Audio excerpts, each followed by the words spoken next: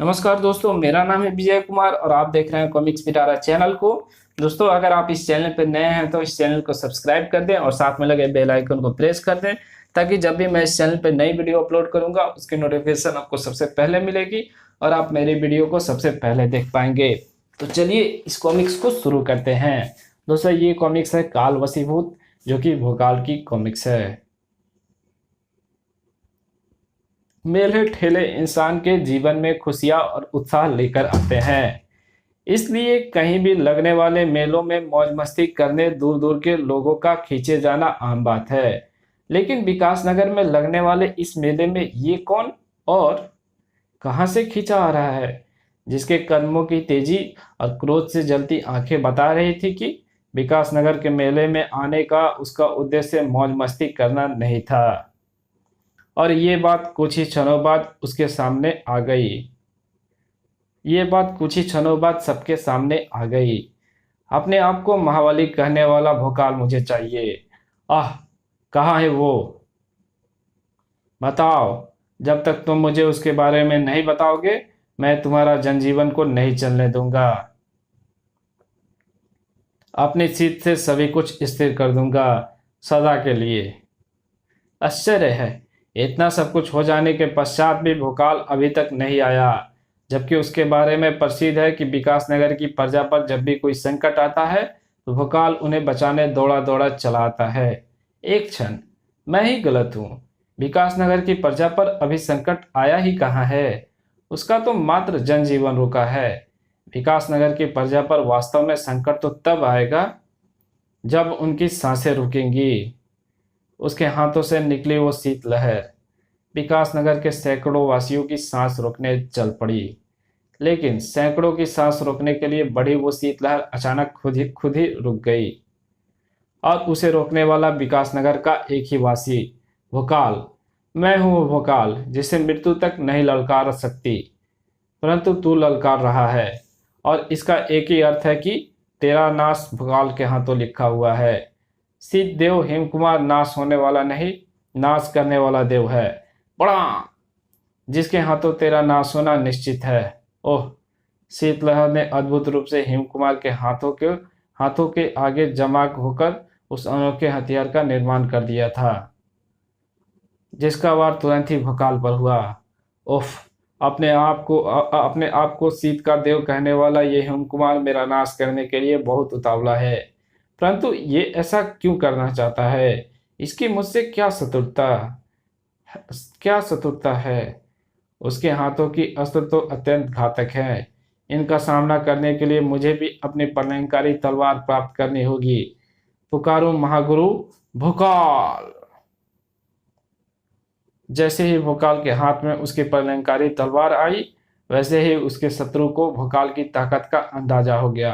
कड़ाम! ओह! अद्भुत है तेरी तलवार, परंतु ये तुझे बचा नहीं सकती, क्योंकि तुझे समाप्त करने का मुझे जो आदेश मिला है मैं उसे पूरा करने के लिए कटिबद्ध हूँ। ओह! किसने इसे मुझे समाप्त करने का आदेश दिया है? कौन है वो? ओह! इसके बारे में मैं बाद में सोचूंगा। पहले हेम कुमार की इन भयंकर शीत किरणों के प्रभाव से स्वयं को बचाऊं, जो मेरे इर्द गिर्द हिम की एक बड़ी दीवार खड़ी करके मुझे इसमें कैद कर देना चाहती है। और इससे बचने का मेरे पास एक ही उपाय है कि मैं प्रयोग करूं अपने तलवार में समाई ज्वाला शक्ति का। ओह! तलवार में भीषण ज्वाला निकल रही है। यह तलवार तो कोई दिव्यास्त्र है। आह! तलवार से निकली ज्वाला तेरे अंदर समाई सारी शीत को ठंडा कर देगी। आह! ज्वाला शक्ति ने जल्द ही हिम कुमार को बेहाल कर दिया। मुझे आशा है कि तुझे अपनी स्थित शक्ति पर जो गर्व था वो अब तक चूर चूर हो गया होगा।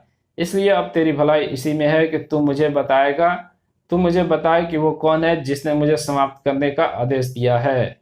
इस प्रश्न का उत्तर तुझे मुझसे नहीं, तेरे मृत्यु देव से मिलेगा। मैं तुझे वहीं भेज रहा हूँ, उसी से जाकर पूछ लेना। उफ! उसने अपने शीत अस्त्रों का शिकार मेरी तलवार को बनाया है।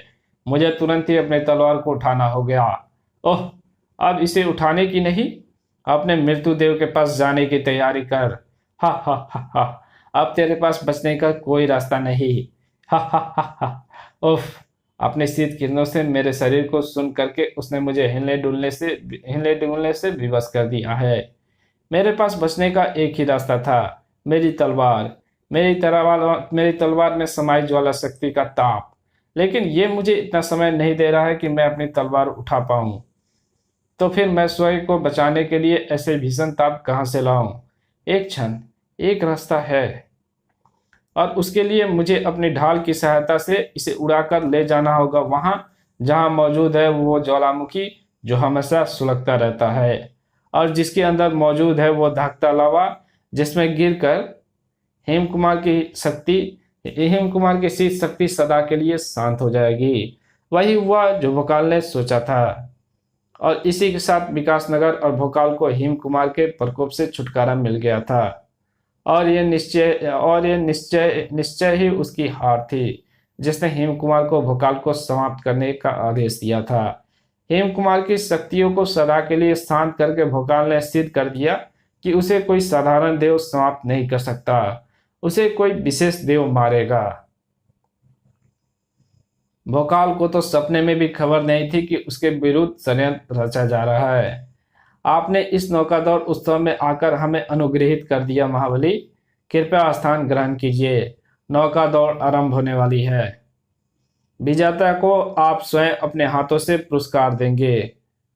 भोकाल के आसन ग्रहण करते ही नौकादौड़ आरंभ हुई। नदी के पानी पर नौकाएं द्रुत गति से दौड़ रही थी। अचानक नौकादौड़ में सम्मिलित सभी प्रतियोगी चौंक पड़े। ये क्या? यहाँ नदी का सारा पानी अचानक ही सूख गया। पीछे का सारा पानी गुजर चुका है और आगे से पानी आ नहीं रहा। ये क्या रहस्य है? आगे नदी के पानी का बहाव रुक गया है, लेकिन अचानक ऐसे कैसे हो गया?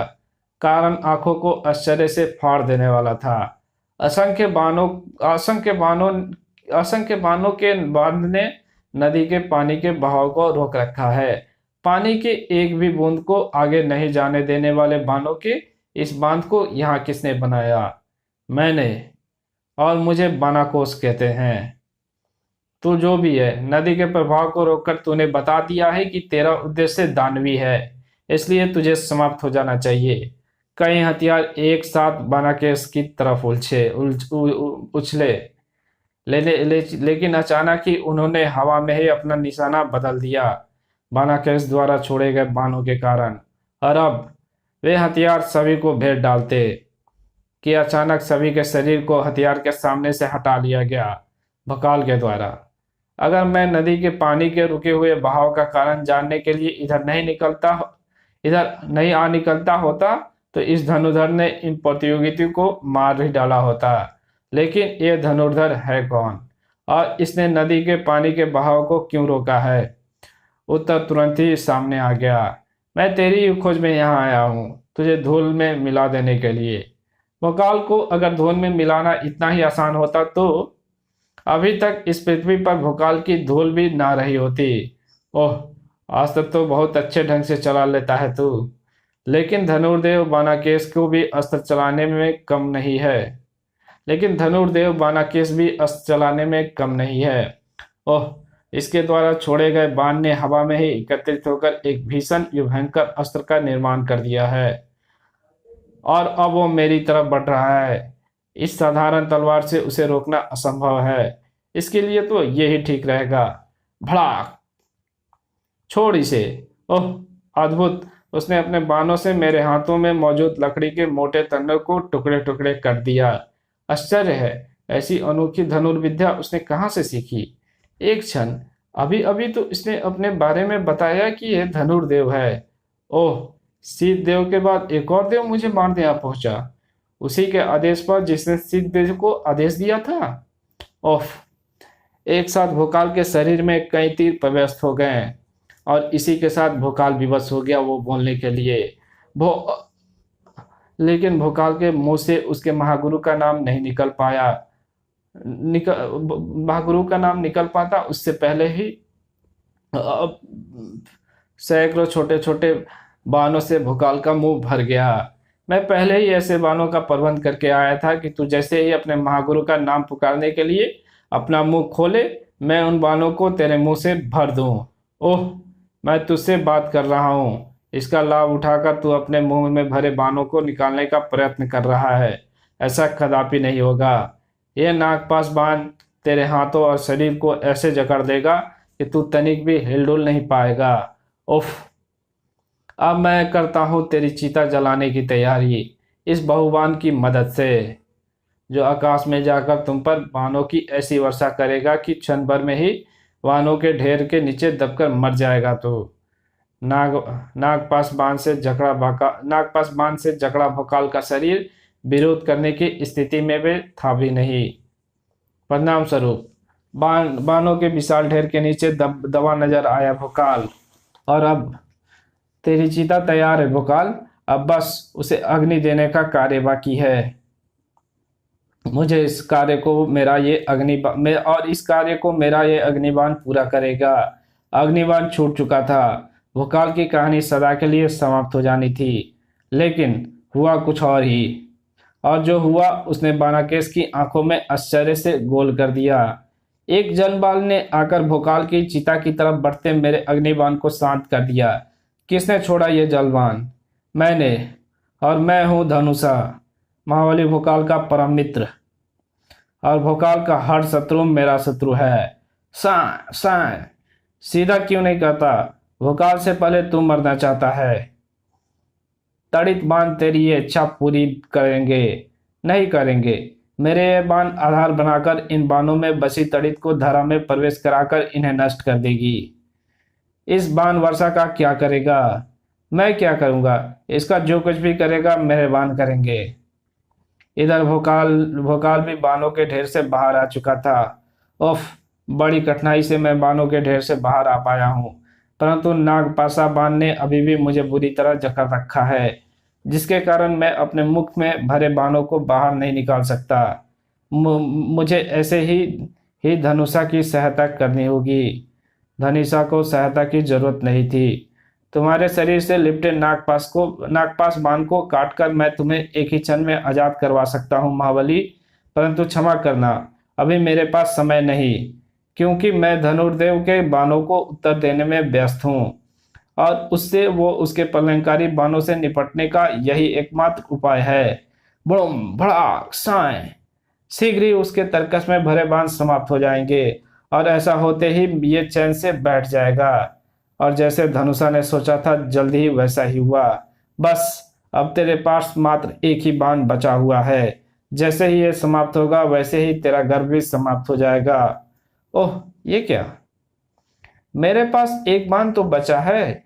तेरे तरकस के बाण तो मुझसे पहले ही समाप्त हो चुके हैं और इसी के साथ भोकाल को बचाने का तेरा अभियान भी समाप्त हो गया है। ये एकमात्र बाण ही उसके प्राण लेने के लिए बहुत है, क्योंकि ये अचूक बाण है। यह अपने लक्ष्य को भेदे बिना रुकने वाला नहीं। उफ, साय, उफ, निहत्था होकर वो वापस लौट रहा है, लेकिन जाते जाते उसने महाबली की मृत्यु का सम्मान कर दिया है। ओह, अब बेबस खड़े महाबली को बचाना असंभव है। कुछ ही क्षणों में उस अचूक बाण ने अपने लक्ष्य को भेद दिया और उसका लक्ष्य जो छाती थी वो भोकाल की नहीं, धनुषा की छाती थी। आह! भोकाल की आत्मा तक चित्कार कर उठी। उसका अंग अंग आजाद होकर अपने घायल मित्र के पास पहुंचने के लिए बेताब हो उठा और भोकाल की वो बेताबी रंग लाई। उसने नागपाश भी तोड़ डाला और अपने मुंह में भरे बाणों को भी निकालने में सफल हो गया। धनुषा, ये तूने क्या किया मित्र? भोकाल की छाती पर होने वाले वार को अपनी छाती पर सह लिया। जो मृत्यु मेरी तरफ बढ़ रही थी उसे अपने गले लगा लिया। ऐसा क्यों किया तूने? बोल, ऐसा क्यों किया तूने? बोल। भोकाल ने धनुषा के शरीर को झंझोर डाला, लेकिन जब वो नहीं बोला तो भोकाल चेता। उसने धनुषा के शरीर को अपने हाथों में उठाया और उसे लेकर भाग खड़ा हुआ। इस समय भोकाल को अगर धनुषा के प्राणों को बचाने की चिंता ना होती तो निश्चय ही उसे वहां खड़ा अपना वो शत्रु नजर आ जाता। धनुर्देव भी भोकाल को समाप्त करने में सफल नहीं हो पाया। वैसे इसमें धनुर्देव का कोई दोष नहीं, उसने तो अपनी शक्तियों से भोकाल को मार ही डाला था, परंतु बीच में धनुषा उसकी सहायता करने आ गया। इस तरह तो भोकाल को समाप्त करना अत्यंत कठिन हो जाएगा, क्योंकि उसकी मदद करने वाले उसके लिए अपने प्राण गंवाने वाले क्योंकि उसकी मदद करने वाले उसके लिए अपने प्राण गंवाने वाले तो इस पृथ्वी की हर गली हर घर में विराजमान है। यह तो बहुत बड़ी समस्या है और इस समस्या का हल भी है। भोकाल की मृत्यु के रूप में किसी ऐसे देव को बुलाना होगा जिसकी शक्ति से भोकाल की सहायता पृथ्वी का कोई भी प्राणी ना कर सके। भोकाल इस समय सिर्फ धनुषा का जीवन बचाने की सोच रहा था। क्या हुआ राजवैद्य जी, मेरा मित्र धनुषा कैसा है? ईश्वर को धन्यवाद दो महाबली कि आपका मित्र इतने घातक प्रहार के पश्चात भी जीवित है, अन्यथा बाण ने तो उसके हृदय को चीर ही डाला है। वैसे हमने उसके हृदय से बाण को निकालकर औषधि का लेप कर दिया है, परंतु वो अभी भी अचेत है। वो जीवित तो रहेगा ना? यह तो ईश्वर के हाथों में है। ईश्वर के हाथों में? फिर तो ठीक है, अब मैं निश्चिंत हूँ। धनुषा को कुछ नहीं हो सकता, क्योंकि जो दूसरे के लिए अपने प्राणों को दांव पर लगा देते हैं, ईश्वर उनके प्राण नहीं लेता, क्योंकि उसने ऐसे बहुत ही कम लोगों को जन्म दिया है। धनुषा उनमें से एक है। आपने बिल्कुल सही कहा महाबली, परंतु ये समझ में नहीं आया कि धनुषा जैसा महान धनुर्धर किससे सीने पर बाण खा गया। उसके बारे में तो ये प्रसिद्ध है कि ये अपनी तरफ बढ़ती हवाओं को भी अपने बांधों से बींध सकता है। हाँ, धनुषा ऐसा ही धनुर्धर है और शायद वो उसे भी बीन डालता अगर वो स्वयं धनुर्विद्या का देवता ना होता। आश्चर्य, धनुर्विद्या का देवता स्वयं धनुषा का शिकार करने आश्चर्य, धनुर्विद्या का देवता स्वयं धनुषा का शिकार बनाने आया था। धनुषा को नहीं, मुझे। और ऐसा उसने मेरे किसी ऐसे शत्रु को कहने पर किया है जो मेरे शव को देखने के लिए उतावला है। कौन है वो, यही पता करना है मुझे। और उसके बाद ना मेरे उस शत्रु का उतावलापन रहेगा और ना उसका अस्तित्व। महाबली, गजब हो गया महाबली। क्या हुआ? आने वाले ने जो बताया उसे सुनकर हक्का बक्का रह गया भोकाल, और अगले ही क्षण धनुष से निकले तीर की भांति भोकाल बाहर की तरफ भाग खड़ा हुआ। और भागता भी क्यों ना, उसे अतिशीघ्र वहां जो पहुंचना था जहां मौजूद था वो प्रलय दूत। हा हा हा हा हा, प्रलय का ही दूसरा नाम है उल्कादेव। ओफ, जैसा उस व्यक्ति ने बताया था, ये उल्कादेव तो उससे भी कहीं अधिक भयानक है। ये यहाँ मात्र मेरे लिए ही आया है। भोकाल, तू भोकाल ही है? शीघ्र ही आ गया, अच्छा किया। अब जा मृत्यु के मुख में भोकाल नहीं उसके शत्रु जाते हैं, और इस समय भोकाल के सामने शत्रु के रूप में है तो ओह, उचित कहा, मैं तेरा शत्रु हूं। एक ऐसा शत्रु जिसके सामने तू पलक झपकने तक की देर तक ही खड़ा रह पाएगा। उल्काओं ने भोकाल को दबा दिया, लेकिन वे उल्काएं कहां दबा कर रख पाती उसे जो था भोकाल को शत्रु बनाना कितना भारी पड़ता है यह तुझे अब पता चलेगा। एक दो उल्काओं को फोड़कर इतना ना गरज। मेरे इशारे पर आकाश से असंख्य उल्काएं तुझ पर बरस सकती है। ओह, इतनी सारी और इतनी बड़ी बड़ी उल्काएं, मुझे ध्यान रखना होगा कहीं मैं इनका शिकार ना बन जाऊं। बहुत उछल कूद कर रहा है तू, अभी तेरी इस उछल कूद का प्रबंध किए देता हूं। तेरी चारों तरफ उल्काओं का यह छोटा दुर्ग बनाकर। ओह, मैं तो इन उल्काओं के इस दुर्गम में फंसकर रह गया। मुझे अपनी ढाल की सहायता से उड़कर इसे पार करना होगा। ओह, उड़कर उधर कहाँ जा रहा है भोकाल? उल्काएं ऊपर से ही तो बरस रही हैं। भोकाल को कुछ क्षणों के लिए कुछ भी होश नहीं रहा। इन्हें कुछ क्षणों में ही वहां आकाश से इतनी उल्काएं बरसी कि वहां की तिल भर भी जगह भी उसके प्रहार से ना बची। ऐसे में भोकाल कहाँ बचता? हा हा हा हा हा। भोकाल समाप्त हो गया। बेचारा मेरे समय कुछ क्षणों तक भी नहीं ठहर पाया। भूल है ये तेरी भोकाल, अभी भी और तेरे समक्ष है तेरी मृत्यु बनकर। और अपनी इस बात को मैं अभी सिद्ध कर देता हूँ, तेरे शीश को तेरे धड़ से अलग करके। भोकाल तूफान की गति से उल्कादेव की तरफ लहराया, लेकिन उस तक पहुंच नहीं पाया। अचानक उस पर भीषण प्रहार हुए थे। उन चमत्कारी उल्काओं के द्वारा जो द्रुत गति से उल्कादेव के इर्द गिर्द चक्कर लगाती नजर आ रही थी। मैंने तुझे अपने पास आने का बहुत अवसर दिया, परंतु अब तुम मेरे परछाई के पास भी नहीं फटक सकता। ओह अद्भुत! ग्रहों की भांति तेरे इर्द गिर्द जो उल्काएं घूम रही है, ये मुझ तक वे मुझे तुझ तक पहुंचने से रोक सकती हैं, परंतु मेरे समक्ष मेरे मेरे तलवार में समाई ज्वाला शक्ति को नहीं। ओह हा हा हा हा! तेरे पास कोई और भी शक्ति है तो उसे भी प्रयोग कर ले भोकाल, क्योंकि फिर मेरी उल्काएं तुझे कुछ भी प्रयोग करने का अवसर नहीं देगी। भोकाल ना कुछ समझ पाया और ना ही कुछ कर पाया। हा हा हा हा! घिर गया तू मेरी उल्काओं के घेरे में, घिर गया। अब तुझे मृत्यु के घेरे में घिरने से अधिक समय नहीं लगेगा, क्योंकि मेरी उल्काओं का ये घेरा धीरे धीरे छोटा होता जाएगा और कुछ ही क्षणों में इतना छोटा हो जाएगा कि तेरा जीवन इसमें फंसा नजर आएगा। और हाँ, अगर तू ये सोच रहा है कि तुझे इससे कोई मददगार आकर बचा लेगा, तो ऐसा विचार अपने मस्तिष्क से निकाल दियो, क्योंकि इस बात का प्रबंध पहले ही कर दिया गया है कि पृथ्वी की कोई भी शक्ति, कोई भी प्राणी तुझे ना बचा पाए। हा हा हा हा! ओह, वास्तव में द्रुत गति से घूमती इन उल्काओं का घेरा बड़ी तेजी से छोटा होता जा रहा है और मेरे लिए उसे किसी भी तरह तोड़ना संभव नहीं हो पा रहा है। द्रुत गति से घूमते उस प्राणघातक घेरे में मौजूद उल्काओं को भोकाल किसी भी तरह से नहीं तोड़ पा रहा था।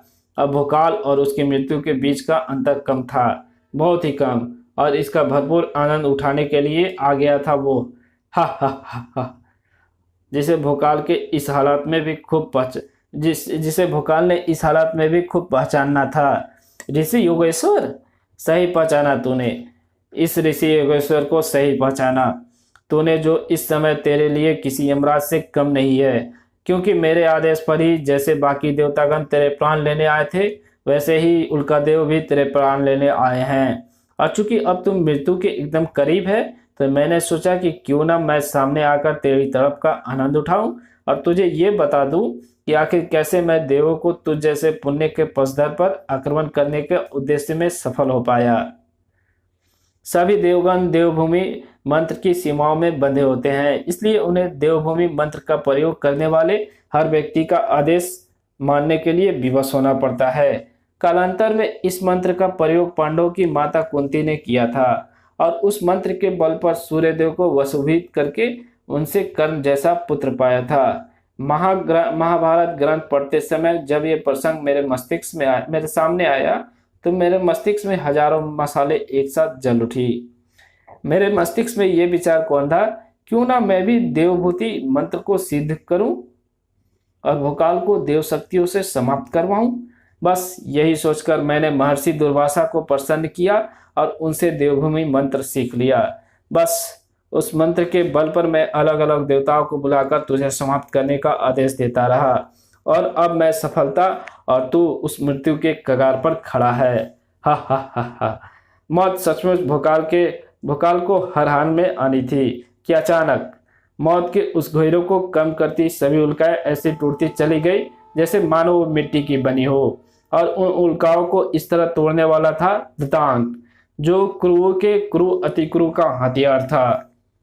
तूने अपने अस्त्र से उल्कादेव की सबसे बड़ी उल्का शक्ति को समाप्त कर दिया। ऐसा कैसे हुआ? पृथ्वी की कोई भी शक्ति या प्राणी उल्कादेव की शक्तियों को समाप्त कर ही नहीं सकता। इसका बहुत ही सरल उत्तर है ऋषिवर। ना अतिक्रु इस पृथ्वी का है और ना उसके अस्त्र, ये दोनों प्रोका ग्रह से आए हुए हैं। आया तो था मैं यहाँ अपने मित्र भोकाल से भेंट करने, लेकिन यहाँ आते ही मुझे उसकी सहायता करने का सौभाग्य प्राप्त हो गया। भोकाल के साथ ही तुझे भी मरना होगा। अब ऐसा नहीं होगा, क्योंकि जब हम दोनों मिल जाते हैं तो सामने साक्षात मृत्यु भी आ खड़ी हो तो उसे भी मात दे देते हैं। ओह, द्रुत गति से घूमती उल्काएं ही मेरी सबसे बड़ी शक्ति थी। मेरी वो शक्ति समाप्त हो चुकी है। इन छोटी शक्तियों के साथ मैं इन दोनों का सामना नहीं कर सकता, इसलिए मुझे वापस लौटना होगा। उल्कादेव भी मैदान छोड़कर भाग चुका था। अब दो मित्रों के मिलने का समय था। ओह अतिक्रु, तुम तो मेरे लिए जीवनदाता बनकर आए। मित्र होता है भोकाल, जीवनदाता नहीं। मुझे तो प्रसन्नता है कि मेरा यहाँ पृथ्वी पर आना सार्थक हुआ। अचानक अतिक्रु चौंका। अरे वो ऋषि कहाँ गया? उल्कादेव को हारता देख ऋषि योगेश्वर भी खिसक गए। ये अच्छा नहीं हुआ। काश वो यहाँ रुका रहता तो मैं तुम पर आक्रमण कराने के मैं तुम पर आक्रमण कराने के अपराध में उसको एक कड़ा दंड देता। चिंता का विषय ये नहीं है कि ऋषि योगेश्वर बचकर क्यों निकल गया, बल्कि ये है कि तुम्हारे कारण उन्हें ही परिचय मिली है, तो उसने उन्हें तिलमिला दिया होगा। सचमुच चिंता का यही विषय है। एक बार फिर मैं असफल हुआ। अपने मित्र अतिक्रु के कारण वह एक बार फिर मृत्यु से बच गया और इसी के साथ एक और देव को पराजित होकर वापस लौटना पड़ा। ऐसा कब तक चलेगा? ऐसे तो भोकाल की कीर्ति बढ़ती रहेगी और भोकाल को समाप्त करने का मेरा सपना बनकर ही रह जाएगा। नहीं, ऐसा नहीं होगा। भोकाल को समाप्त करने का मेरा सपना पूरा होगा, हर दशा में पूरा होगा, अभी पूरा होगा, क्योंकि अब मेरे आदेश पर भोकाल को समाप्त करने के लिए पृथ्वी पर आना होगा ब्रह्मांड के सबसे प्रलयंकारी देव सूर्यदेव को। ओह, ये क्या हो रहा है? सूर्यदेव स्वयं पृथ्वी पर आ रहे हैं मेरे आदेश पर तुझे समाप्त करने के लिए। ओह, भोकाल कोई माटी का पुतला नहीं जो उन्हें कोई भी समाप्त कर दे। भोकाल फौलाद है, फौलाद। सूर्यदेव के पास हर फौलाद को पिघला देने की शक्ति है और सूर्यदेव के साथ उनकी सहायता के लिए उनके अश्व भी हैं। तो किस किस से मुकाबला करेगा? किस किस से लड़ेगा? अब किस किस से अपने प्राणों को बचाएगा?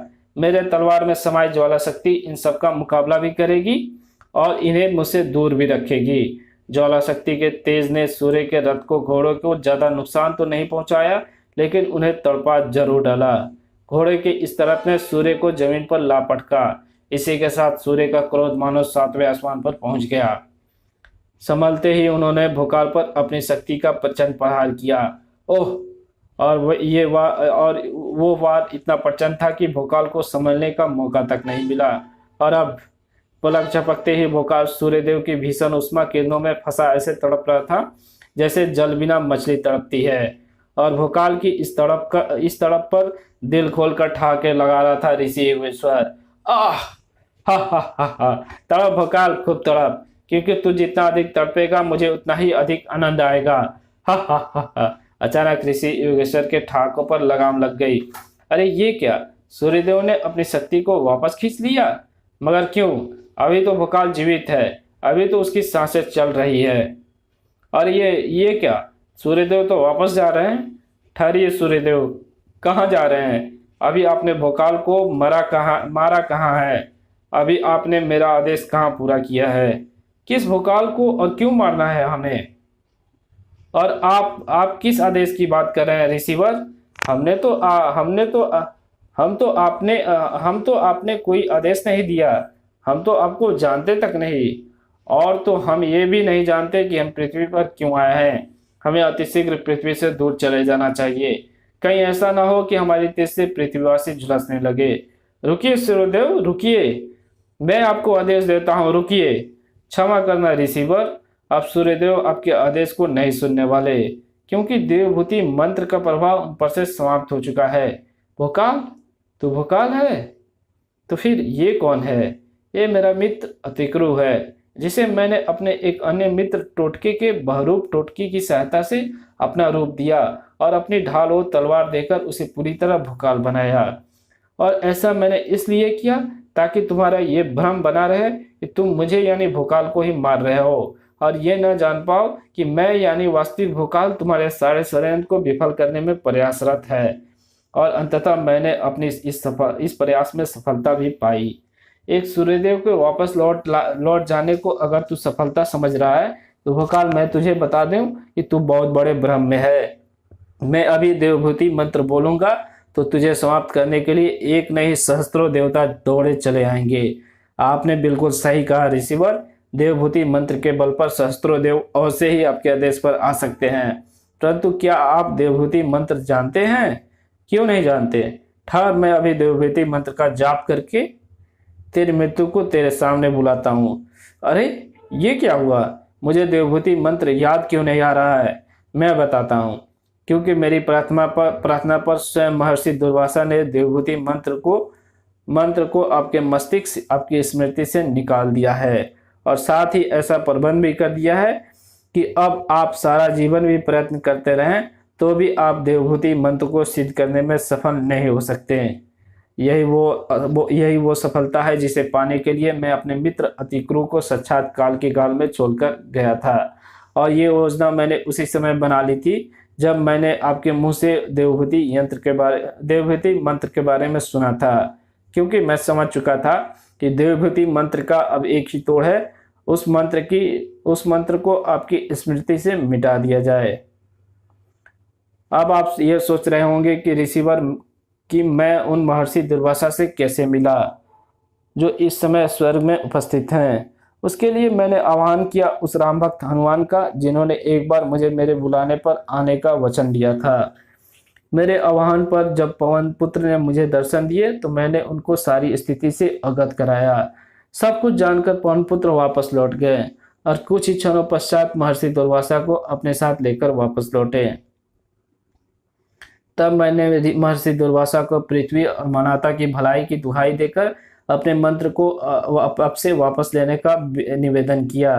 वास्तविकता जानकर महर्षि दुर्वासा ने मेरा निवेदन स्वीकार किया और अपनी तप शक्ति के प्रभाव से देवभूति मंत्र को सदा के लिए आपके मस्तिष्क से मिटा दिया और मंत्र के प्रभाव को भी छीन कर दिया। जैसे ही ऐसा हुआ सूर्यदेव वापस लौट गए। तूने ऐसा करके अच्छा नहीं किया भोकाल, मैं तुझे जीवित नहीं छोड़ूंगा। ओह, आपको ये सब शोभा नहीं देता ऋषिवर, छोड़िए उसे और आश्रम में जाकर बालकों को शिक्षा प्रदान कीजिए। अंगारों पर चलता लौट पड़ा ऋषि योगेश्वर। अंगारों पर चलता लौट पड़ा ऋषि योगेश्वर। तेरी सफलता ने तुझे बचा लिया भोकाल। कुछ दिनों और बचा रहा, क्योंकि इन कुछ दिनों में मैं वैसे ही एक ऐसी शक्ति ढूंढ लूंगा जो तुझसे मेरे अपमान का प्रतिशोध लेने के लिए तुझे और तेरे अस्तित्व को कर सके समाप्त।